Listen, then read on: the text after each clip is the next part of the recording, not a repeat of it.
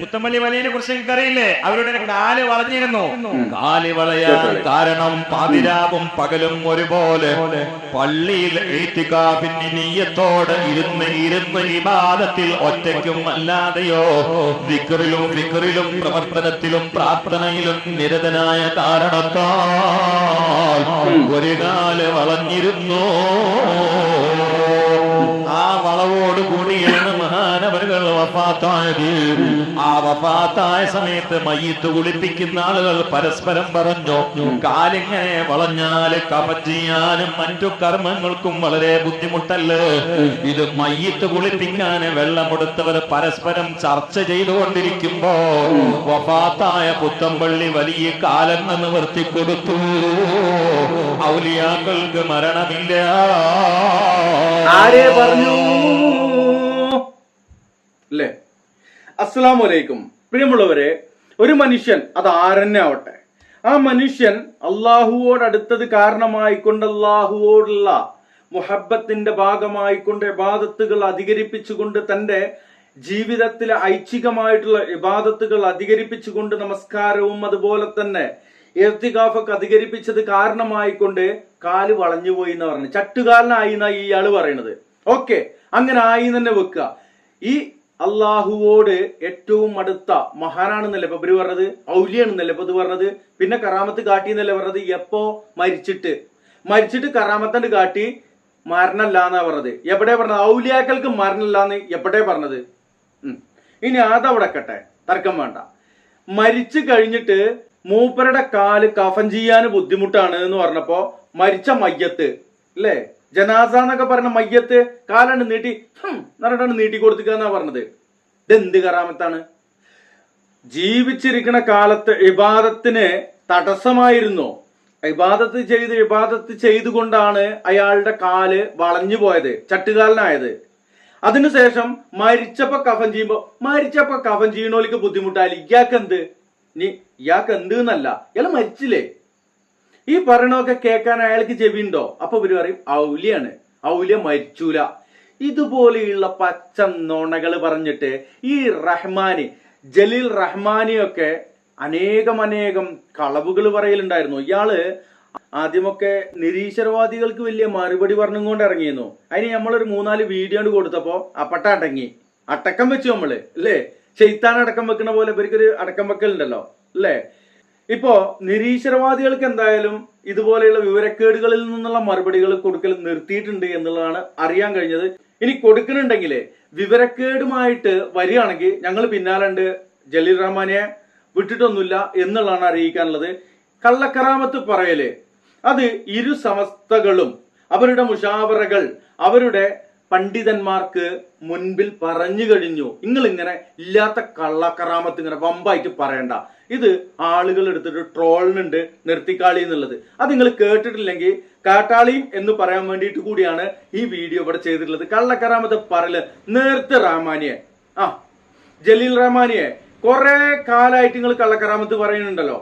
ഇന്ന് ഈ കാലഘട്ടത്തിൽ അത് കള്ളക്കറാമത്താണെന്ന് വിളിച്ചു പറയുവാൻ ഒരു പറ്റം യുവാക്കള്, ഒരു പറ്റം ആളുകളിൽ നിന്ന് ഇറങ്ങിയിട്ട് സോഷ്യൽ മീഡിയയിലും അല്ലാതെയും ഓൺലൈനിലും ഓഫ്ലൈനിലുമായിട്ട് വിളിച്ചു പറഞ്ഞുകൊണ്ടിരിക്കുന്നുണ്ട്. അപ്പൊ വല്ലാത്ത കള്ളക്കറാമത്ത് വല്ലാതെ തള്ളണ്ട.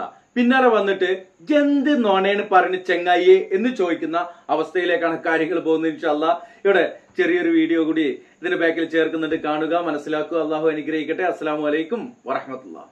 നോക്കൂ, നിങ്ങൾ ഒരു ഹദീസിൽ ഒന്നുകൂടി സൂചിപ്പിക്കട്ടെ.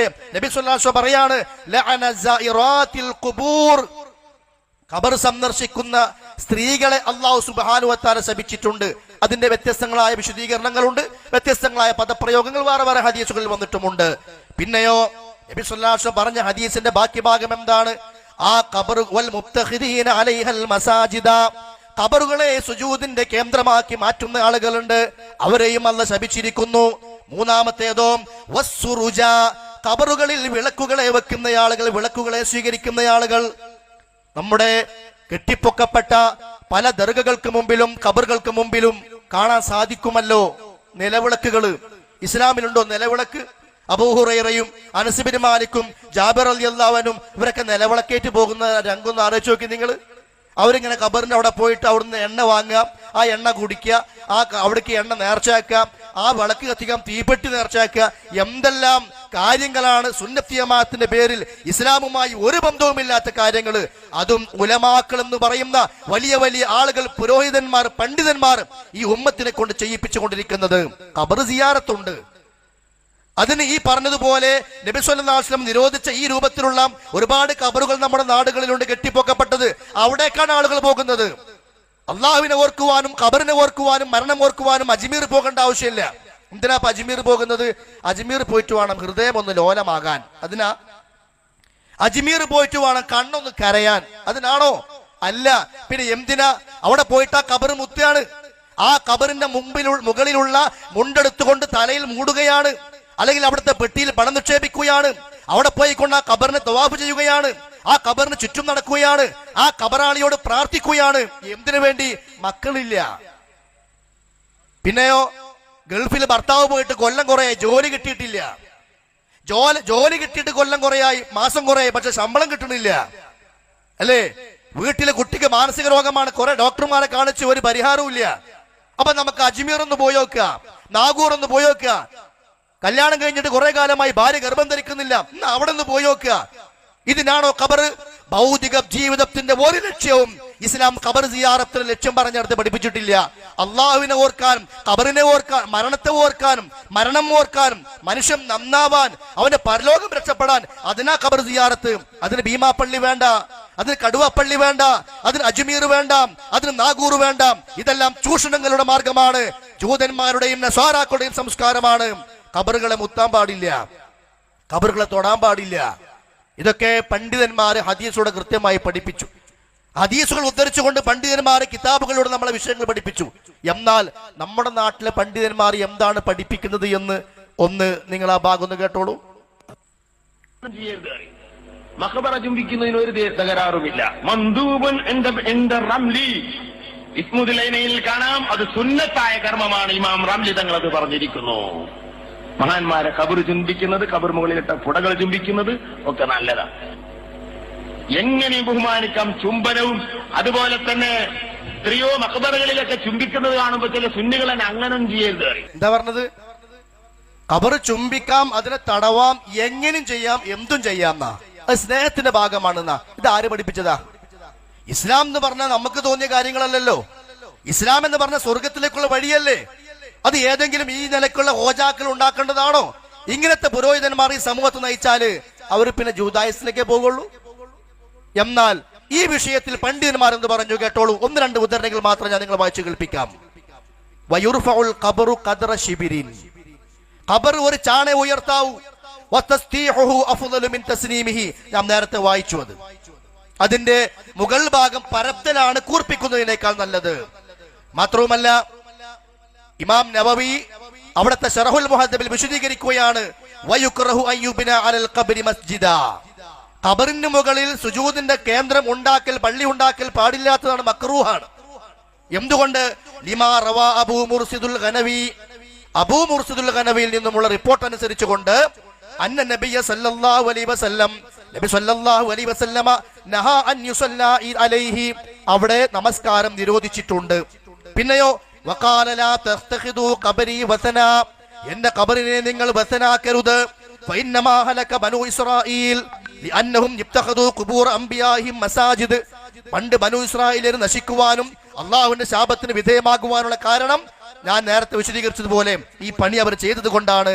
ഖാല ശാഫിഈ, ഇമാം ഷാഫി പറയുന്നു റഹ്മത്തുള്ളാഹി അലൈഹി, വഅക്റഹു, ഞാൻ വെറുക്കുകയാണ്, അൻ യുഅല്ലമ മഖ്ലൂഖുൻ ഹത്താ യുജ്അല ഖബ്റുഹു മസ്ജിദാ, ഒരു വ്യക്തിയെ ബഹുമാനിക്കാൻ പാടില്ല.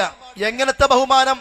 ആ വ്യക്തിയുടെ വിഷയത്തിൽ ബഹുമാനിച്ച് പിന്നെ അവരുടെ പേരിൽ ഒരു ആരാധനാ കേന്ദ്രം ഉണ്ടാക്കി വരുന്ന രൂപത്തിലുള്ള ബഹുമാനം, അത് പാടില്ല. മഖാഫത്തൽ ഫിത്നത അലൈഹി വഅലാ മൻ ബഅദഹു മിനൻ നാസ്, ആരാണോ ഈ താലീമ് കൊടുക്കുന്നത് അവനിലും പിൽക്കാലത്ത് വരുന്ന ആളുകളിലും ഞാൻ ഫിത്നയെ ഭയപ്പെടുന്നു എന്ന് ഇമാം ഷാഫി റഹ്മത്തുള്ളാഹി അലൈഹി പറയുന്നതായിട്ട് ഇമാം നവവി എടുത്തു കൊടുക്കുകയാണ്. ഇനിയോ നോക്കൂ നിങ്ങൾ, ഖാല സുഹാബുന, ശറഹു മുസ്ലിമിൽ ഇമാം നവവി പറയാണ്, ഖാല സുഹാബുന, നമ്മുടെ ആളുകൾ പറഞ്ഞിട്ടുണ്ട്, ഷാഫി മദ്ഹബിലെ പണ്ഡിതന്മാർ പറഞ്ഞിട്ടുണ്ട്, എന്താ പറഞ്ഞത്? തജ്സീസുൽ ഖബ്രി മക്റൂഹുൻ, ഖബറിന് കുമ്മായമിടൽ മക്റൂഹാണ്. അതിന് സിമന്റ് തേക്കാനോ അങ്ങനെ കളർ പൂശാനോ പാടില്ല.